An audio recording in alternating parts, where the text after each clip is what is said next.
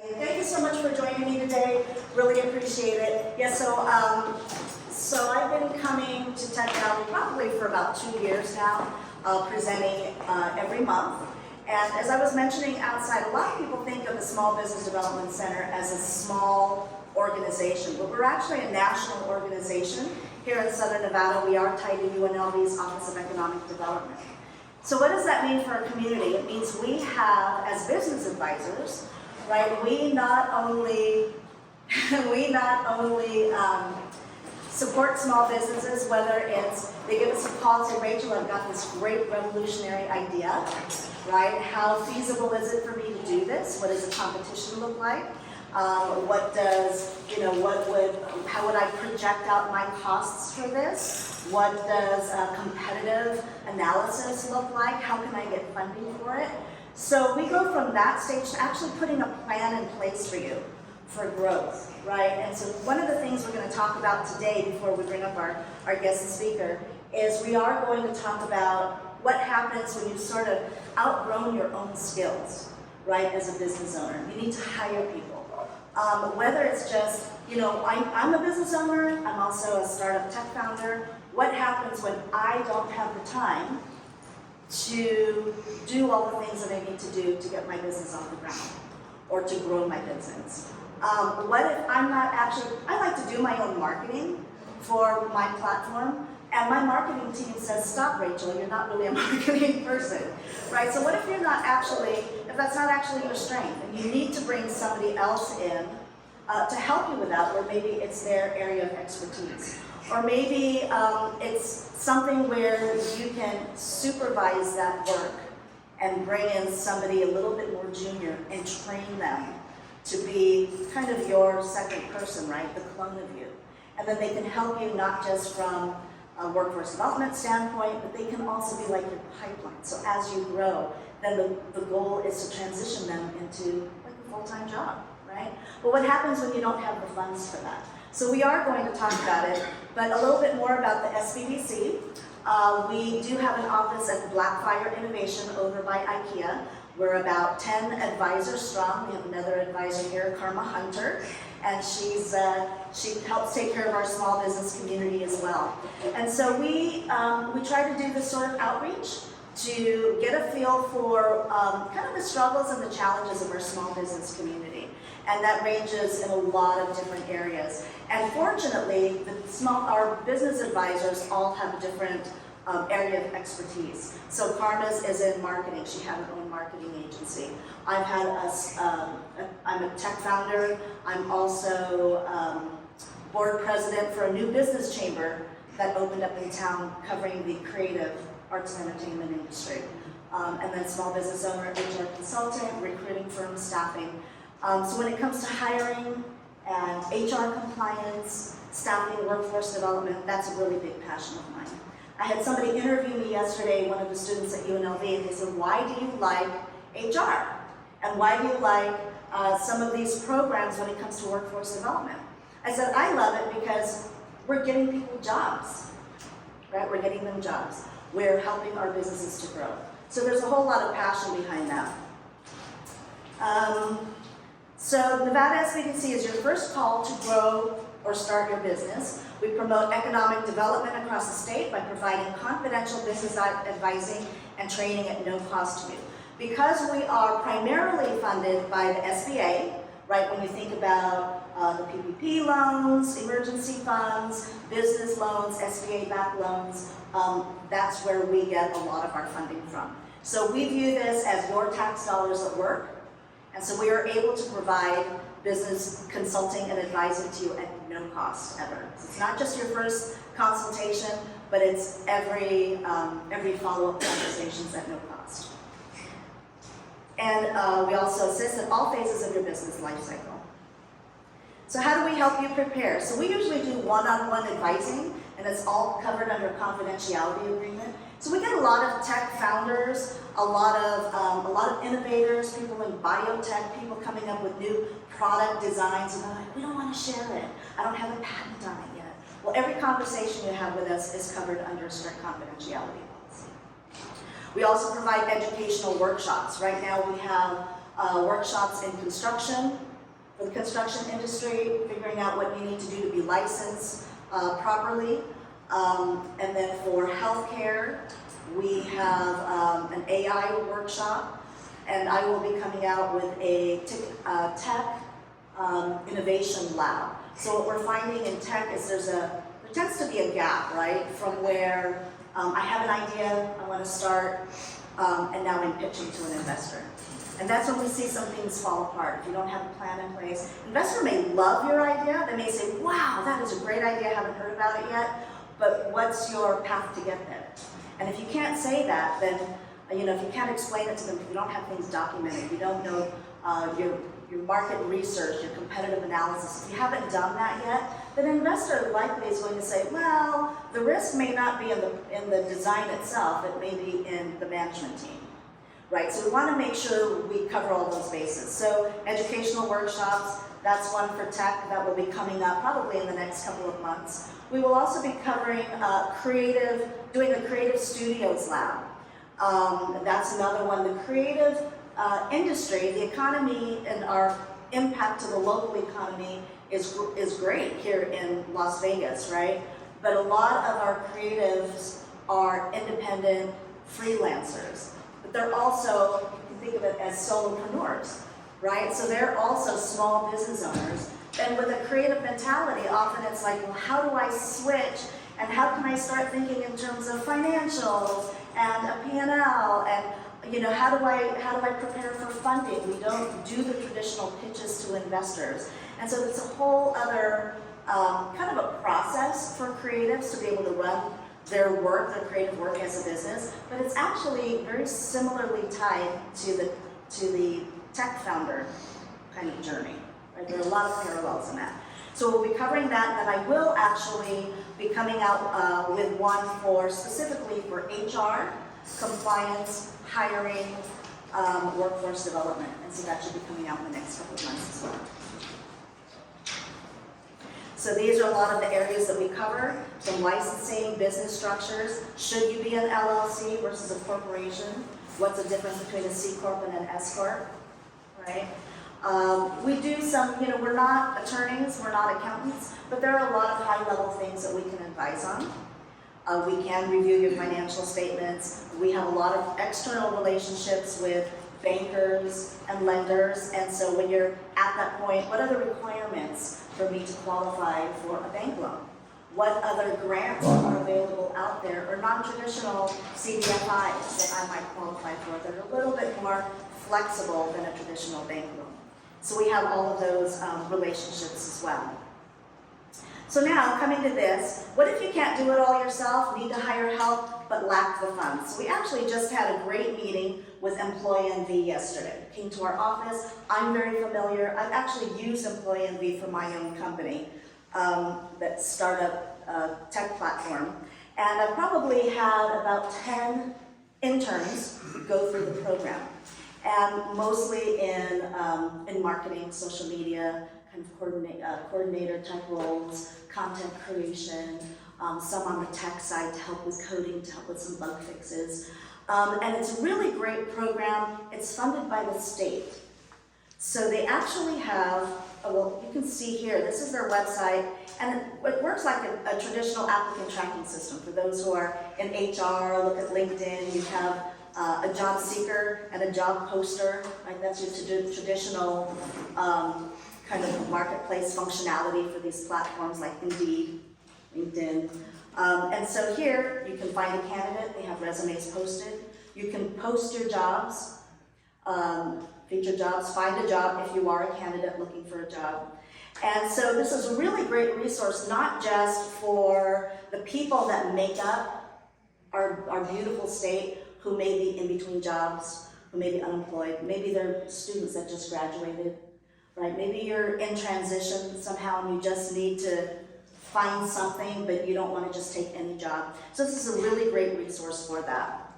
So Employee NV has some really great specific programs. So they have the Work Experience Program, which is for 16 to 24-year-olds, and that's more of that junior internship type of a program, and the state pays for them.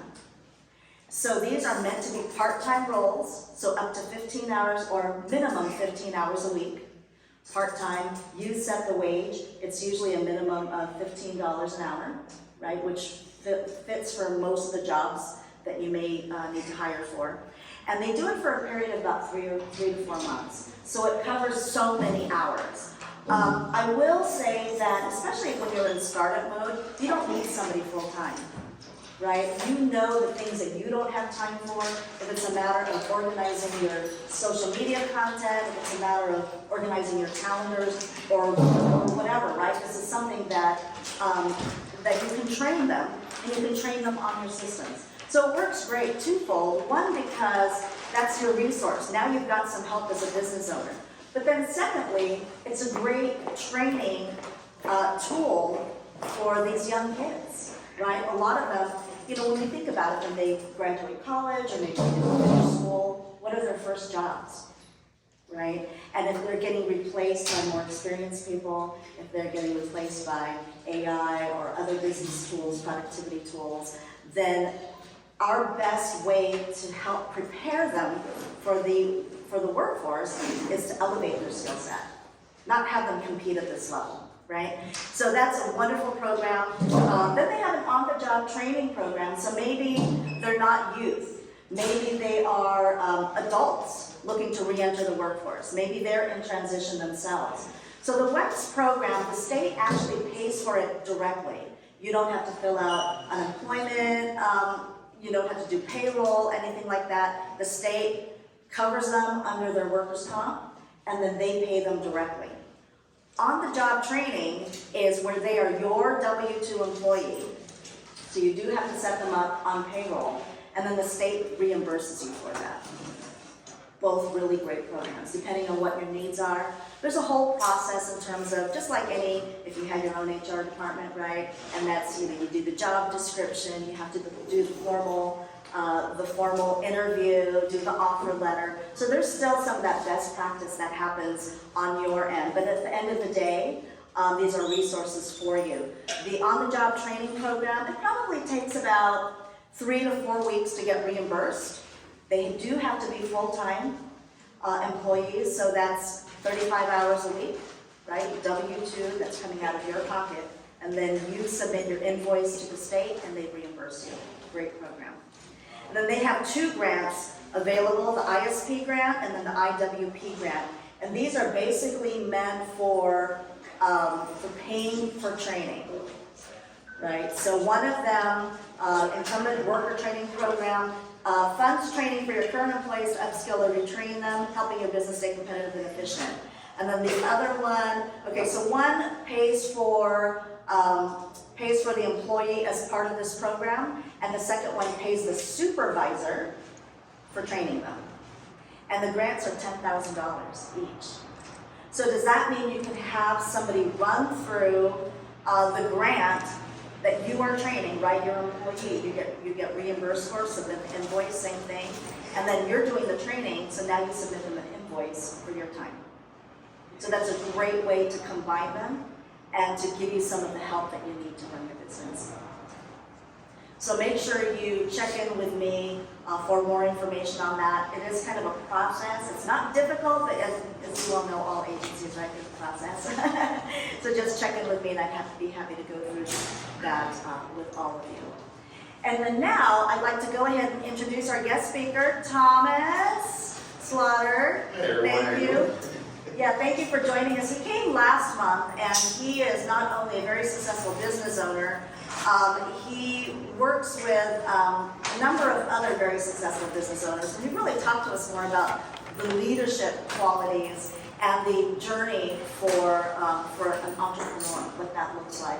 And it was really fascinating, and I asked him if he would be kind enough to come back again today, so thank you for joining us. Of course.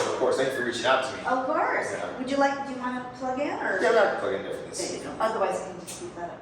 Just leave that up there. Okay. So, Perfect. Well, thank you guys. Let me know if you have any questions. how's everyone doing? And forgive me if I'm going back and forth. I'm actually in the middle of a deal right now, so trying to get the deal done here. And what I'm going to do here is, give me just 2 seconds. Let me tell them I'm going to call them back in about 20 minutes. That's the life of an entrepreneur. Non-stop. Okay, let me do this real quick. You ain't wrong. Yeah, I'm gonna go ahead. My phone keeps dying on me. So what I'm gonna do here, and if you give me 2 seconds, I'm gonna let him know that you're more important than he is. He is. He's gonna say, well, I might need to check. Alright, so let me bear with this. My phone's dead, so I want to use mine. Real quick.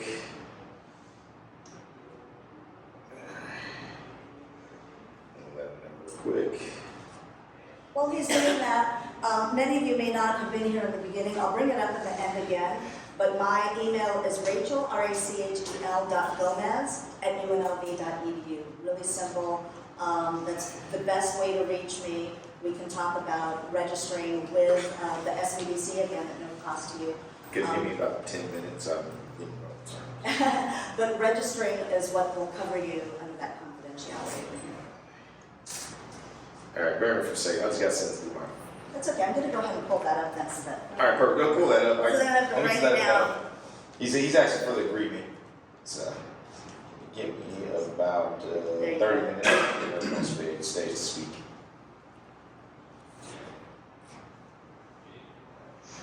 So while he's getting that set up, does anybody have any questions? Yes. I've heard that a lot of tech hubs, the local universities have this thing with the startups, and that computer science people graduate, form tech startups, join each other's groups. I'm curious, what's the size of UNLV's computer science program, and how many people graduate per year? How many of those stay local and form local startups versus going elsewhere? That's a great question. I don't have the answer to it, but what I will say is one of the workshops that I talked about, the Tech Innovation Lab that we'll be doing, is really about filling the gaps of those incubators and accelerators, right?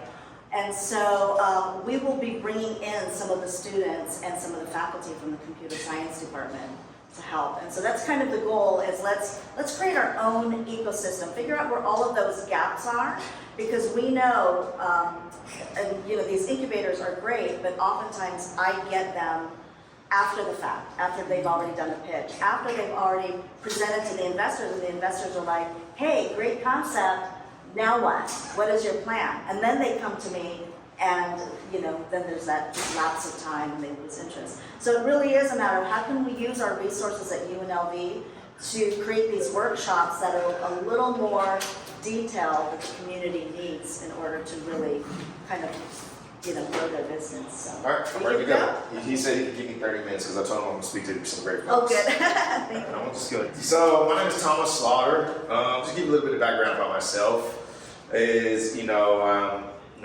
have 2 degrees. I have an undergraduate in business and an MBA from Drucker School in Claremont, graduate school right there. But does that really matter to what it takes to be an entrepreneur? No. I'll tell you right now. Actually, I think education is actually what has caused me a little bit of a stumble. The reason I say so is because schools today, and I'm sorry, schools and everything else, they teach you how to be an employee. They don't teach you how to be an owner. That's the truth of the matter. Unless you go through an entrepreneur program. And as a result of that, it took me a lot of effort to learn how to become an owner. And I maybe had a little bit of a kind of a leg up with P&Ls, profit and loss sheets, which is basically you being able to balance your checkbook. Cash flow is being able to understand how your money comes and comes out, so forth, and everything else. But the most important thing, and I'm going to segue to what you're saying, is about how do you build a team. This is where I see a lot of entrepreneurs fail, okay? Is they start out as a solopreneur, lifestyle business, they pay their bills. They're making whatever it is, whatever it takes to cover your bill, $60,000, $100,000, but they don't know how to transition and to elevate. And a lot of folks say when you get to about $1 million in revenue, that becomes a value of death for you. Why? Is because you have to make a determination. Are you going to be an operator or a business owner? There's a huge difference, okay? To be an operator, you need to build a team. What does it take to build a team? Is leadership skills. And I'm going to tell you right now, you will not successfully build a business until you develop leadership skills, all right? So when you go to somebody like Rachel, you tell Rachel, hey, I got a problem. Well, what's your problem? Accountant, she can throw you an accountant. I got a problem. Well, what's your problem? Marketing, she give you a marketer. But she cannot teach you to be, well, maybe I might be wrong, but maybe they can. but you need to really hone your skills into being a leader. What is the number one thing a leader requires? Anybody want to kind of throw it out there for me? Just anybody? Anybody? That's like very beautiful. Anybody? Time. What's that? Time. Time? That's something. We'll talk about time. Actually, I'm going to talk about time. Trust. Trust, okay. There's one thing that we're missing that all great leaders know how to do. Communication. And we'll talk about delegation too. Communication. Nobody can read your mind, okay? Period. Your employees can't read your mind, and all that's going to do is create frustration. So lack of communication creates frustration. That's why it rhymes, okay? So I want you to really, really think about that business you start, okay? Whatever you start, whatever it may be, whatever widgets, whatever service, whatever it may be, all right? I want you to start thinking and building that business with who you want to put in place to replace marketing, to replace accounting as you grow. That was my downfall. I thought I could do it all. That's why I said school kind of handicapped me, because I went through the MBA program. Yeah, I know how to count. Okay, so I was doing my own books, all right, all my own taxes. You know, doing my 10, what's that, 1120S, I think 1120S, I think that is, for your corporate taxes, or, you know, the 941s for your employees and everything else, all right? But what that created was a bottleneck. I became the bottleneck. I got in my own way. I should be sitting at $30, $40 million in revenue instead of what I'm sitting at today. It's because I thought I could do it all. Then when I brought people in, I didn't take the time to become a teacher, an educator. You have to understand, when you become a business owner and you want to scale that business, you now become a teacher. You become an educator, very much like Rachel's doing. And that becomes your responsibility. It's interesting, you know, they took a survey of all these top, you know, Fortune 500 companies and asked them, what is the number one thing that you tell business schools to teach their students coming out of school? To learn to communicate. They don't teach you that. And communication is the key to success, whatever you're doing. So who wants to share one of their products? Who wants to give me an elevator pitch on their product? Anybody? Somebody? Go ahead. Pitch me what you got. My name is Rob. My company is RPG Creative. I design brand marketing and sales materials, and I design and build websites. My goal is to help you with your goal of communicating with your customers. Bingo. Very clear, precise. I like what he says because that's a problem I have. Communicate to my clients. But the key to what you do is what? What is the core? It was in your pitch. It's learning your business. Correct. And figuring out what problem you're trying to solve, because I need to help you effectively communicate that to your market, to your customer. Period. So, believe it or not, all of you are communicators, one way or another. You might be extroverts, whatever you are, you know, but you will learn to communicate. You are all salespeople, and that's what it takes to have successful sales. It's to be able to communicate your solution, how it resolves a person's problems. So when I sit there and talk about that, that kind of segues into what I put together here. And, you know, it's interesting. When I was sitting there one day, flying back from John Wayne Airport over here to Las Vegas, because I have many of my clients is in Orange County, over there in California. And many of them in the LA market and everything else, San Diego market. I have a few out here. And I can go feedback east and so forth. But, and let me know how I'm doing on time, because I can get along with you. Good? Yeah, we're just trying to get you up on the. Oh yeah, I'm gonna bring it up right now. Oh, Yeah, no problem at all. So, with that being said, you know, something, and I lost my train of thought because I'm a squirrely mind person, so forget that. I'm an entrepreneur, we're entrepreneur. So, you know, if I see something shiny, I'm gonna go that way. My wife has to communicate to me to slow down and stop burning our cash. Yeah, you know, that's the reality of the situation. We can have a whole conversation about cash tomorrow. But to kind of scroll it and kind of bring it back all together is, you know, as a result of that, back to communication, is that without that, you will not be successful. I'm going to tell you flat out. And how did I learn this? Is because one day my wife was sitting there talking to me, and I'm sitting there crying and back to get my plane. So I'm getting on John Wayne Airport, and I'm sitting in the terminal. If you guys know John Wayne Airport, or the terminal, tiny little terminal, I'm sitting at the back. I'm looking at the little planes take off and everything, and I'm bawling in tears. Why? because I just lost an account that was $20,000 a month a month in income. That tagged me bad. So we're talking about $20,000. And I'm like, I flew into John Wayne, I left right here, I jumped on the JSX little plane, flew over there. I'm sitting there, and when I flew out JSX, if you know that, that's like public charter, so you feel kind of like, you're the man. Well, I flew back on Frontier, because that's how I felt. So as a result of that, I'm sitting there and I'm bawling, like, what did I do wrong, whatever the case is, and all that other stuff. And my wife said, you didn't communicate your value good enough. And I'm sitting there, she knows my wife, she's a hard nose. And I'm sitting there and said, what do you mean I didn't communicate my value? She said, you're a shitty leader. That's what she told me. Oh, excuse me. And I said, well, what do I do to fix this? So I'm a faithful man. I'm a man who believes in God. So I'm sitting there, John Wayne Report, I'm praying and everything else. What did I do wrong? What's going on with the case is? So finally I got on the plane, I fly here, and I had to take the Uber from there to the JSX terminal to get my car because I decided to fly Frontier because I didn't think I deserved JSX. Then I'm driving home and I'm praying in the case of God. So a month goes by, what's wrong? My wife's telling me like leadership skills. And I'm like, no, she said, no, you're a dictator, not a leader. Okay? And as a result of that, I said, what do you mean by that? So some time goes by, I'm looking up these great videos and everything on YouTube, leaderships, and I get this book from Bill Walsh, or it was written by Bill Walsh. And anybody know who Bill Walsh is? Okay. Anybody knows who the San Francisco 49ers are? Okay. Back in the 90s, the 49ers was what the Chiefs are today. Okay. When the Super Bowls, they had their Patrick Mahomes, his name was called Joe Montana. Okay? And they had their Jerry Rice. Well, it was Hill at that time, but no, Hill was their equivalent to their Jerry Rice. They were the it team of the 90s. All right? And their coach was Bill Walsh.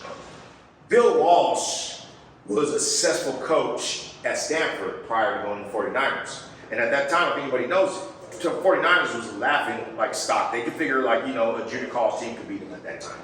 They were just that horrible team. And their GM at that time was a dictator. He gutted the team out, he did all these bad things to the team and so forth and everything else. So the owner came to Bill Walsh and said, Bill, we have a problem. We need to fix, our team.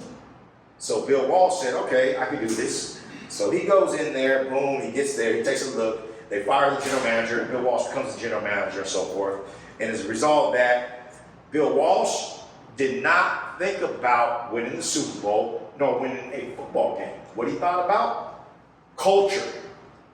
And he goes back to building a team. He thought about building an effective team that can carry the organization in a professional way. He didn't give a damn how many games they won. Actually, his first season was a losing season. Even I think his second season, I think maybe it was a losing season as well. But within a little bit over 24 months, he ended up winning not one, but 5 Super Bowls. So if y'all think, the Chiefs are hot stuff, they were not. The 49ers was hot stuff, And as a result of that, they asked him, did you go in there to win Super Bowls? He said, no. I went in there to build a winning culture. What is a winning culture? A culture is a performance of standards. So how many of you, when you think about building a business, are you thinking about building a business on a standard of performance? Anybody? Tell me when you think about building a business. What's the first thing that goes to your mind when you think about building a business? Doing something better than the way it's been done. Okay, good. Anybody else? Because I don't want to keep giving him gold stars. He's got 2. Serving the customer and hopefully wowing the customer. So how do you do that? Do you just do that because you come up with an idea, this is what the customer wants, or is there a standard that you set forth? You understand the customer's needs and then know how that relates to what's being currently delivered. Fantastic. Okay, we're getting warmer. I like those answers. Anybody else? Because I'm not going to talk. I'm tired of talking. I want you to talk. Well, you need process and policies and procedures of some kind you can follow and consistently apply every time so you are in a execution state rather than thinking state. Fantastic. Well said. You're operations man. Huh? I'm auditor, consulting, management. Management, yeah, I can tell you operations man. Because I get a different answer from him from you. You're a sales guy. He's operations man. I can just pick up all that off the back. All right. Well, as a result of that, everybody's right. So when you start a company, your standards, okay, your performance, all right, your standards of performance is your core values and your operating procedures. What product are you going to deliver every time on the field? Bill Walsh, he had a dress code for the 49ers before the NFL required a dress code, before they started dressing like damn clowns. Okay? Now he had, everybody came in, tucked in a shirt, they spoke well, they talked well. He had a no smoking policy before California outlawed smoking, and that's a whole different conversation. We'll talk about those politics, whatever, later. But with that being said, he had a policy and a standard, and that raised everybody to a level of excellence. I failed in that when I built my business, because I wanted to have a flat business. I didn't want a pyramid business. I didn't want to ever have everybody answer to me coming down. But I failed to instill standards within my team. So I ended up with everybody having their own idea what the standards look like. And the result of that, I ended up firing my COO last year because I said he's not meeting my standards. But it was my failure. It wasn't his failure. You know why? Because I failed to communicate. Exactly. So to bring it back whole, what did Bill Walsh do? He went in, he set the standards, he communicated standards, set an expectation. And they still had a losing season, his first season, even second season. And he was talking about, he was flying back from Miami after they got there. No, they were like, I think they had lost like 8 games in a row from last season. He goes to Miami. Miami wasn't the greatest team at that particular time. So they were saying, hey, you guys at least match them. So he goes out there, they lose to Miami by 3 points or something like that. And he's flying back, and he says the coach is not supposed to cry. That's BS. So he got on the plane, and he says he's crying because he's like, what am I doing wrong? I set forth the standards, I did all these right, all these things, but why are we still losing? And he really didn't have an answer for that, but he answered himself that a standard for winners is to get back up. You're gonna lose, honestly. You'll be lying to yourself, and you'll get out of you'll stop, how I said, the honeymoon phase of business. You're gonna lose. I've lost hundreds of thousands of dollars. I've had to put a second mortgage on my property because I made bad decisions. You had to fly Frontier. I had to fly Frontier. I almost had no spirit. I almost had a fight to get in line. That's the reality of the situation. But you know what? I set myself up for failure because I didn't accept the fact that entrepreneurship, you're gonna fail. Bill Walsh understood that. He is gonna fail. By the time he flew that 6-hour flight, if you guys ever flew from Miami to the West Coast, it's usually a 6-hour flight. You fly that flight, he sat there in tears, and he figured he has to prepare for the New York Giants the next week. Now, for many entrepreneurs, you're gonna quit. For him, he stood up, he prepared his team, and guess what? They won the next game, the next game, the next game. That gave him momentum to go into the following season, which they won the Super Bowl. And he looked like a darn genius. And they asked him, "Are you a genius?" "No, I'm not a genius. I just had a standard of performance. I expect everybody to operate a certain way, behave a certain way, and operate that way." And the reason I'm telling you that is because you're gonna all start like I did by myself. You're gonna get clients. Your clients gonna get used to your standards. But you're gonna hire people. And when you hire those people, you need to look them in their eye, and you need to make a determination, do they meet your standard of performance? Maybe they might be rough around the edges, you can help maybe shape them. And I encourage them, shape people, please do that. But at the end of the day, you need to make a quick decision, okay? Does this person meet our standards? If they do not, cut them loose. And I was talking to a client of mine the other day, and we were having this conversation, and sadly to say, he had a vice president of sales who weren't meeting their standards. They tried to give him some opportunity because his wife is suffering from terminal cancer. This is tough. He has to make a tough decision. And he said, "Thomas, you know what I did?" He said, "I watched Moneyball." And anybody knows the movie Moneyball? Yeah. Okay. And Jonah Hill, that character, and I think Brad Pitt's the other character. Brad Pitt explains to him how you basically need to fire somebody. And he basically, the CEO of the company, because my friend's the president, the CEO, who's basically, you know, sitting in the Bahamas collecting his cash, calls my friend and said, hey, this is about $40 million a year company. And says, hey, you know, they don't meet our standards, so you're gonna fire him. Well, this guy's wife has terminal cancer. But if he really cared about his wife, he would have raised to, so at the end of the day, don't be scared to fire people because they are the ones who fire themselves. Like my college professor said, oh, you come in with an A, you lose points because you failed to meet the standard. That's it. And once you set that, I cannot drive this home. Within this case, he brings the guy in, he explains to the guy, you know, the situation. He uses, you know, that whole Brad Pitt on the Hill kind of interaction, how to fire the guy. Stick to the facts. Don't get sucked up into feelings, because if you get sucked up in the feelings, guess what? You're gonna fail. And he gave him the facts. This is where you're at. You missed your KPIs, key performance indicators. We gave you many opportunities. If you really know, and obviously he said if you really cared about his wife, you would actually raise the bar. But at the end of the day, he didn't meet the standards. And he said, Thomas, if I didn't make this decision, that would make the organization lower their standards, because they would say I gave him an exception. Okay? So, and this is all my slides, and I'm just going to go on. So let me close this because it's better to have this conversation. So with that being said, he let the guy go. Of course, the guy threw it out. You don't freaking fire me when my wife is in a terminal cancer. And he sat and said, you didn't meet our standards. You have an obligation. You had a commitment. You agreed that you were going to meet the standards. You missed it. We gave an opportunity to fix it, and you did not. So we let him go. And guess what? Today, their sales are up 10%, which is, you know, is great for that size of the organization. Plus their margin, profitability margin, is up another 15%. They're making a boatload of cash. And he told me, Thomas, he said, you know, Thomas, your problem, I'll tell you. And this is what he said. This is a very, you know, God-fearing man, great, you know, great human being. He said, Thomas, your problem is that you're too nice. You're weak.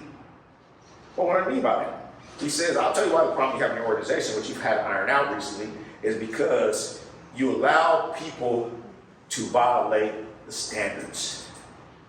And when other people see that, guess what? It lowers the bar of the company. And keeps lowering and lowering. Next thing you know, you're bringing in any kook who just couldn't do whatever they can. And he's right.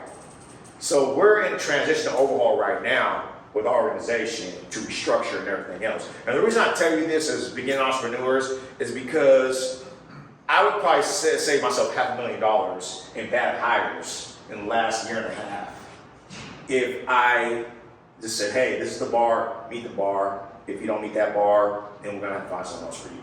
Because at the end of the day, when somebody comes to you in your organization, you're hiring somebody, they're making a commitment to you to meet that standard. And if they don't meet that standard, what do you think expectation should be? It's unfair to your other employees because they're looking at Joe, say Joe only does, you know, 50% of the type of work that we do. Why are you still paying them the much we pay? It can become a cancer, a plague. And you hear it a lot of time, and I use sports analogies because I love sports, I play sports, is when you're in a locker room, you can see what a losing team looks like in a locker room. Is excuses. Everybody's blaming each other. Everybody's fighting, but nobody's taking accountability. And as a business owner, your job is first to hold yourself accountable to maintain the standards that you set in the organization and to cascade that down to everybody else and to remove whoever doesn't meet that. Be the example. Exactly. And who said it again? Say it loud. Be the example. Exactly, be the example. If you are not the example, then guess what? You're going to go ahead and sink with your ship. Because what happens with the captain of the ship, what happens to a real captain? He goes down with this ship. And I have treaded water so much.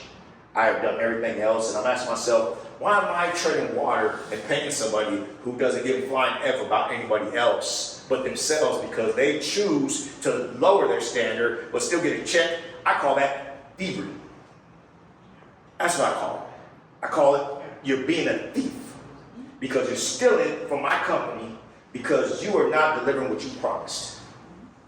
That's what I call it. And it took me a while to get there because I was one of those people who said, hey, I came from a low income family. I grew up in the hood. I played football on the streets and, run out there and throw the ball and, catch that Cadillac or come over the hood and catch that light and get hit there. I've been there. I want to give everybody a chance. I have many of my childhood friends who are incarcerated for God knows how long. So I want to give everybody a chance. All right? Because God blessed me. He took me out of that environment, put me in another environment, and he challenged me. He allowed me to change my zip code. That gave me an opportunity to allow my children to live a life that is exceptional. So I want to give the opportunity to everybody else. But I'm going to tell you right, not everybody deserves that opportunity. And you need to understand that as an entrepreneur. You start with yourself. You set the standard with yourself. The reason my clients do business with me is because of me. When I started my company, I worked for a Fortune 1000 company. All right, I decided to step out on my own because I had a difference of opinion and the moral character, not to say the company, but with my division and the leadership there. And I made a decision, said, I don't like the way they rock. They don't meet my standard of moral turpitude. Is that the right word? If I'm going to say it right, say it correct. But at the end of the day, when I took a look, I felt I could do it better than the Fortune 1000 company. And that's when I stepped out. I walked away from a $200,000 salary to zero, decided to sell one of my properties so I could fund it. Then I turned around and ended up damn near broke, maxed out credit cards, ended up in my little townhouse and everything else. And, and I'm sitting there crying to my wife and everything else, and she said, you're better than them. So I went to all those clients, which you're not really supposed to do because you're not compete, to everybody I did business with, and they were like, oh, what happened to you? Well, I started my own company. Great. What did we sign? So within a little bit of time, I built enough to pay my bills. Then I'm like, oh, this is cool. Then one of my clients said, are you going to run a lifestyle business or are you going to build a business that can perpetuate, can set your financial goals for life? So I was like, well, what's a lifestyle business? Well, lifestyle business is a business that you do so you make enough profit to pay your bills.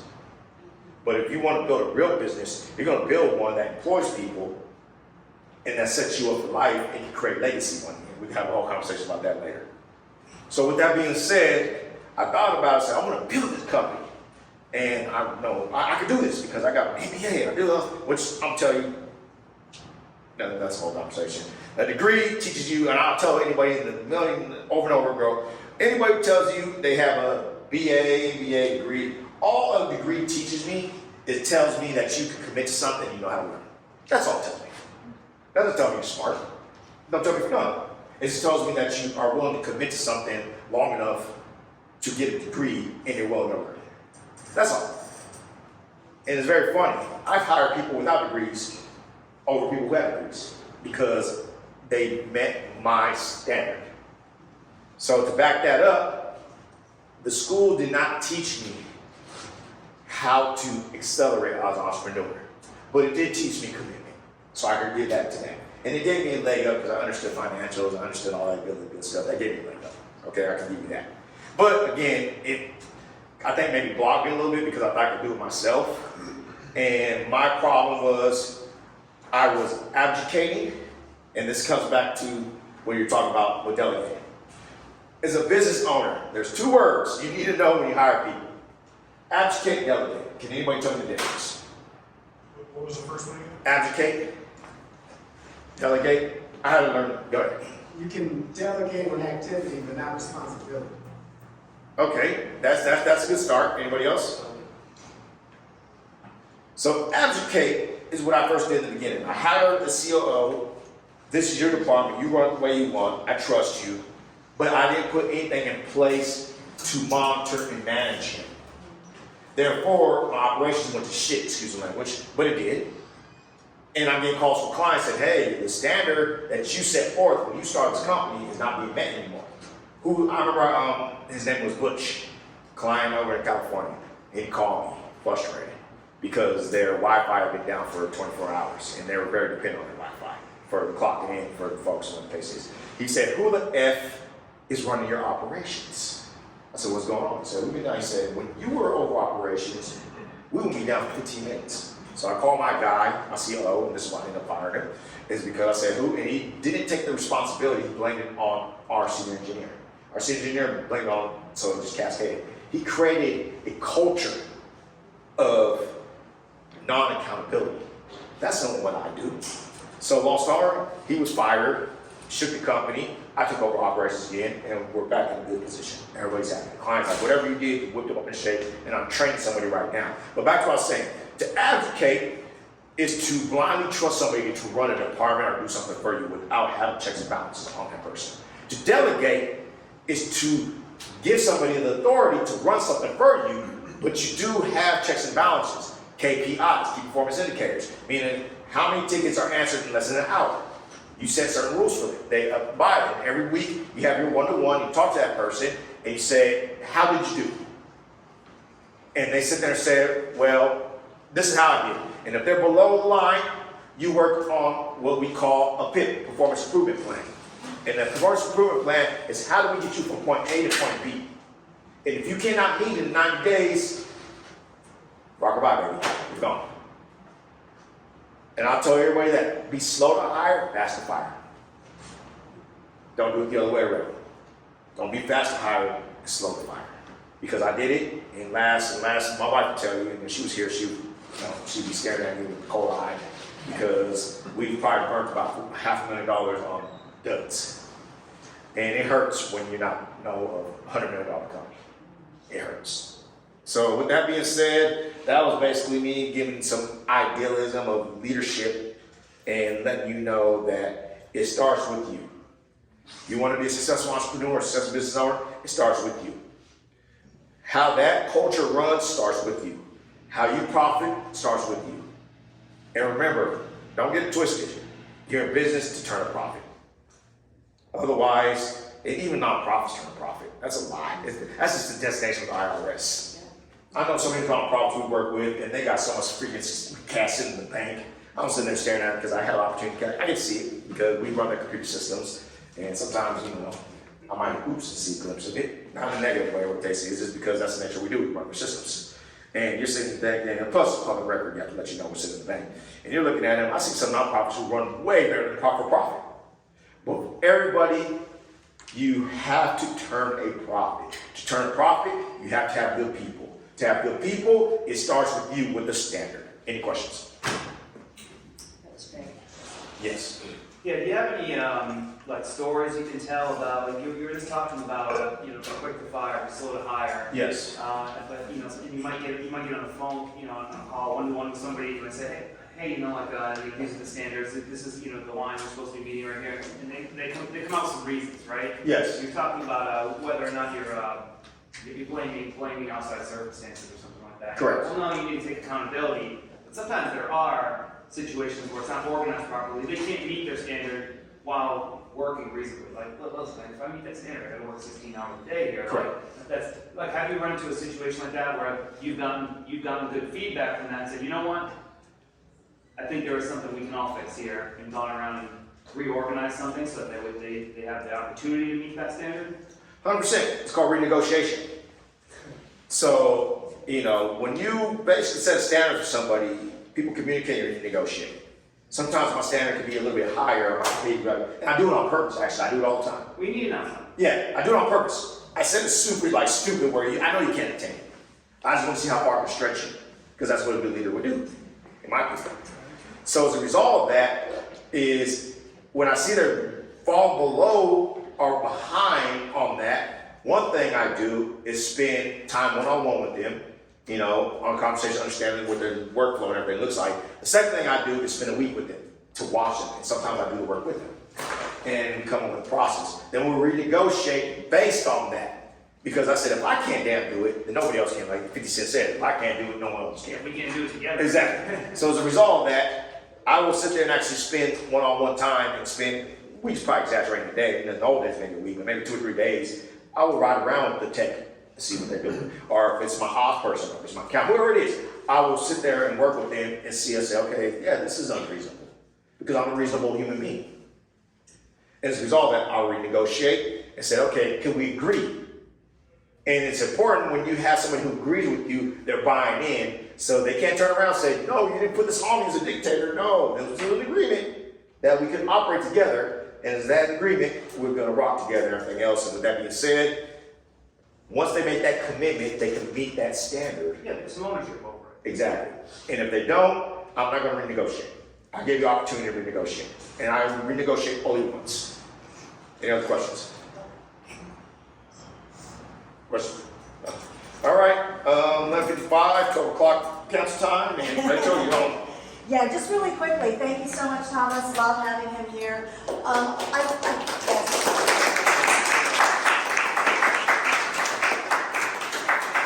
I hope to do more of these. In a couple of months, I think I'm going to start kind of a series and have a panel of different tech startup business owners, and to really kind of answer some of your questions, right? I see how valuable it is. I do want to share one last thing, and thank you so much for your interest when it comes to hiring and creating staff and kind of what to do next in order to Wait, Rachel, I'm sorry, I gotta run. Oh, thank you so much. I really All right, appreciate it. everybody, thank you for your time. I usually stick around, but I'll be back next month. If you want to talk to me, come back next month. Yeah. All right, thank you very much. Thank you. You know, and maybe this is because of my background in HR, right? When he was talking about communication, key. How are you communicating from the very beginning? So in HR, that's part of our onboarding process, right? It's how do you bring the employees in to understand your culture without having to use correction methods, without waiting until they're on a PIP, right? Performance improvement plan. So what I do, I pulled up, this is probably my first meeting when I launched my company, Artsy. And for my team, I have about 10 people on my team now, still small, but rather than explaining to them who we are, who I am, what some of our goals and standards are, HR mentality, right? It's your mission, vision, goals, your values. And so I put it down here as our core values. I start every meeting with it. And so when a problem comes up, I usually come back and address this, right? Are we being nimble? Are we leading the way?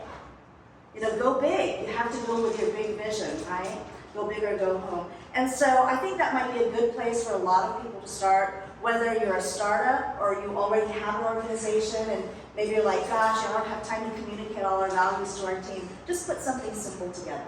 But this all does start with you. Like at the core, who are you? People do business with you. So put it down and train your staff from the very beginning at the get-go. And this is a good place to start. So thank you very much. Next month, is anybody interested? I was going to delve further into kind of the HR and the grants and the hiring employees, and I can do that next month. I think this is really great because there's a lot of interest there. So I'll delve into that next month, and then the following month I will bring a panel up and you can ask questions directly to other business owners. But thank you. I hope to see you again next month.